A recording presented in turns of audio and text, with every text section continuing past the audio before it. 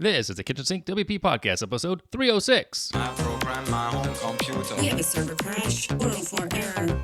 Page not found. Links aren't working. System is crashing. System is crashing. System is crashing. Your old HTML website. Barely alive. We have the technology. We have WordPress. A new website. Better than it was before. Better. Stronger. Faster.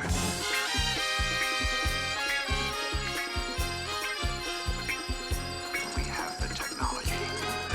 The technology. Why, hello everybody, this is Adam Silver, the host of the Kitchen Sink WP Podcast. Thanks for being here. Let's get started. All right, upcoming events. Yet one more weekend, just one more weekend in the new year. Happy New Year, by the way.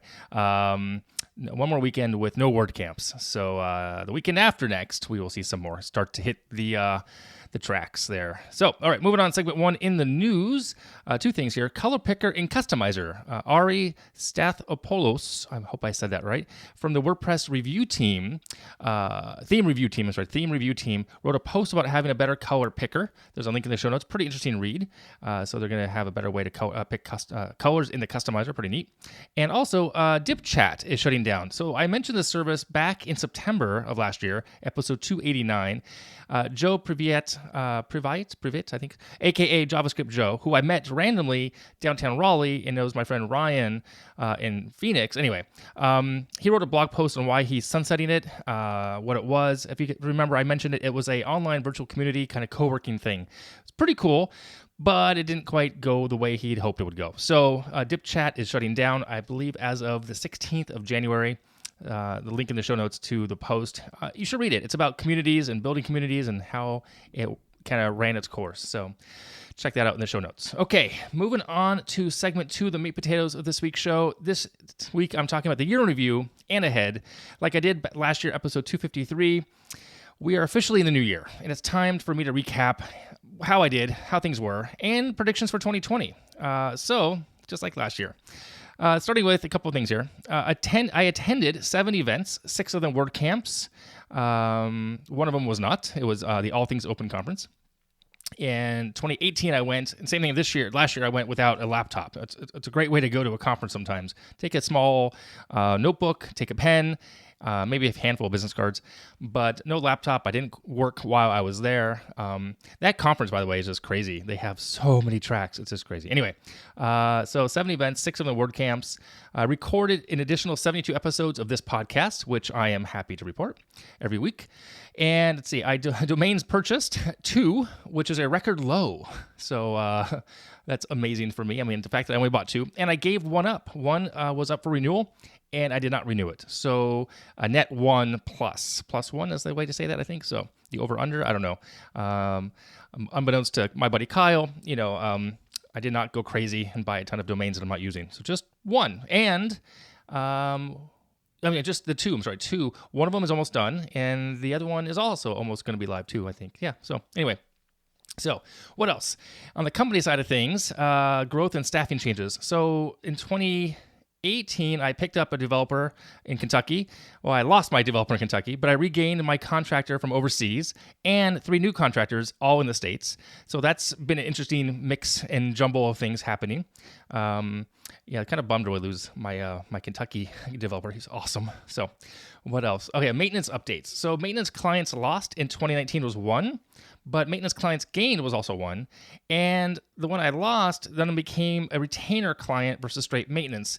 And Mark, who listens to the show, asked why say no to maintenance for sites we didn't build. And I wrote back to him, and basically it's just a better situation for me to have people be in as a retainer if a site we didn't build it, so we can then build accordingly, learn what is going on with the site for my time, etc. So we'll talk about that maybe more down the line in some more business discussions, not today necessarily. So like maintenance is kind of stayed the same in one aspect, but the other aspect gained a client for retainer, so it really did affect my bottom line in a positive manner.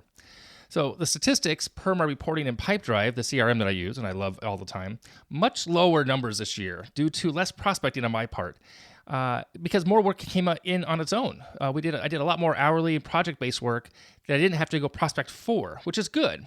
So I didn't track as much as I probably should have, like I have in the past. That said, from what I could see, I had 40 new leads.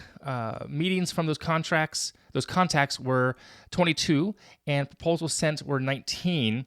I closed the same amount of work as I did last year, about 15%. And again, these numbers may not reflect as I'm saying them because I didn't put everything into one system per se. I just can see the numbers in the ledger, if you will. So I did say in tracking, my goal was to do a much better job of keeping the books up to date, and I did. I am only 2, maybe 3 months behind as of right now, as recording this episode, versus 12 months behind as I have been in the previous years.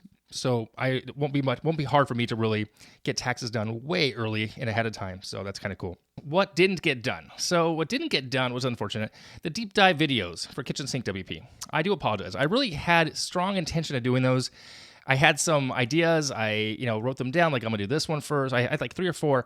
Didn't get them done. I don't know why. I don't have a reason really. Sorry. We'll talk about that in a second. Adding content to the Concierge WP website, the blog, starting a blog for content, didn't happen. And A/B split testing things for lead generation for ideas didn't happen either. So that leads me to what's in the plan for 2020. Well, I want to keep the ball rolling, forward momentum if I can. I have some ideas for this podcast. I have a series I want to do, which is going to be kind of neat, I think. So that's kind of cool. I want to get backup speaker launched. That's one of the domains I bought, I mentioned earlier. So yeah, I really need to get that launched. It's just been long in the tooth now. It's about 3 months behind, but that's nor here nor there. What else? I want to, as a prediction, I want to learn a new language. That's what I want to do. Yes, both a foreign language and a computer language. So technically 2 new languages. One of them being probably Python, and the other one being refreshing myself on Spanish and or Polish because of my mother. So there's that. I might go ahead and revamp the website for both Kitchen Sink and or Concierge. There's some changes I want to make to Concierge WP in regards to the forums and some content there. Add a blog to Concierge. So that's a possibility. That's kind of what I'm looking to do. And like I said, the deep dive videos is in plan for 2020. So I'm also toying with the method and the mindset this year of the 3 words of the year. You may have heard about this. And the leading candidate right now, a couple of words I'm working on are stability, stabilize, follow through. And a lot of people do this and have different methodologies and about, working with more intention or, of course, with 2020 being the keyword being focus because of 2020 vision or having the vision, right? My friend Renee, she recommended a post that's over at thereallana.com, how to choose your one-word focus. Oh, it's Anna Real. That's what it calls, AR Real. So Anna Real, the real Anna, kind of neat. I'll link to that in the show notes.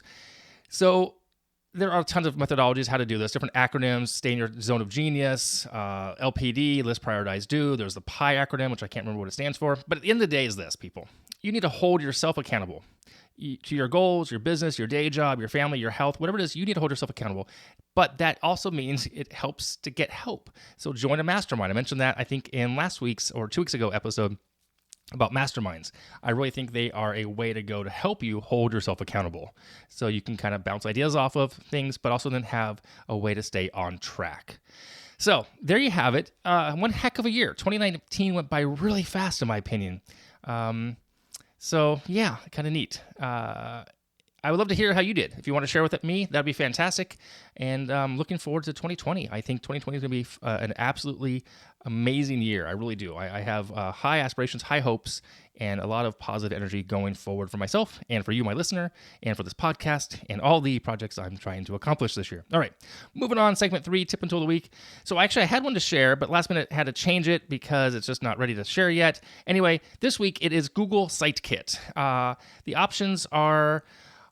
it's another option now for analytics. Looks like it might be a direct competitor to Monster Insights and Google Analyticator, both plugins I've used in the past and I still use them as well. So Google Site Kit, Google now has its own plugin for checking and watching your analytics to right in the dashboard. So check that out. I'll put a link in the show notes as well for that.